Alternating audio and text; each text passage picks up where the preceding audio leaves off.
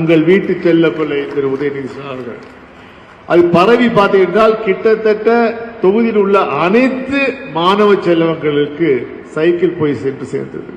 இது ஏன் சொல்கிறேன் என்றால் அவர் அனைத்து ரக வயது இளைஞர்களுக்கும் நண்பர், அனைவருக்கும் அவர் உதயண்ணா, அனைவருக்கும் அவர் செல்லப்பிள்ளை. குறிப்பாக உங்களுக்கு அதான் சொல்லுவாங்க, எல்லாரும் சொன்னாங்க, பிறந்தா சென்னையில பிறக்கணும், சென்னையில பிறந்தா சேப்பாக்கம் தொகுதியில ஓட்டரா இருக்கணும், இல்ல அங்க வீட்டுல வசிக்கிறார்கள், அப்பொழுதுதான் அனைத்து பயன்களும் வந்து அடைகிறது.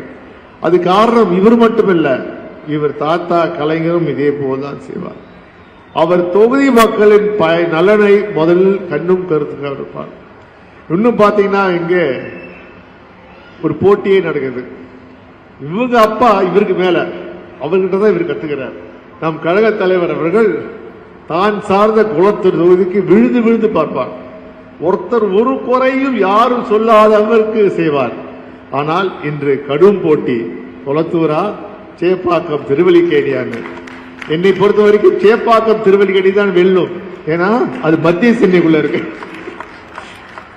அது மட்டும் பார்த்தீங்கன்றால் இது ஒரு சிறந்த எடுத்துக்காட்டு.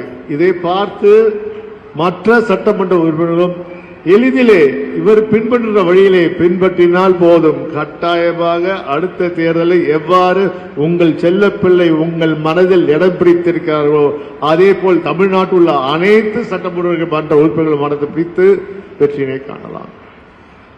இன்று எனக்கு முன்னால் உரையாற்றிய திரு சிற்றரசு சொன்னார்கள், கட்டாயமாக நீங்கள் வருகின்ற தேர்தலில் உதயசூரியனுக்கு தான் வாக்களிக்கும். அது கேட்கணுமா? உங்கள்ட்ட கேட்கணுமா?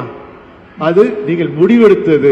கட்டாயம் அடுத்தது நமது துணை முதலமைச்சர் திரு உதயநிதி ஸ்டாலின் மீண்டும் உங்கள் செல்லப்பிள்ளை வெற்றி பெறுவார். அதற்கு நீங்க இருப்பீர்கள் சொல்லி நல்ல வாய்ப்பை தந்த அனைவருக்கும் நன்றி கூறி விடைபெறுகிறேன். நன்றி, வணக்கம்.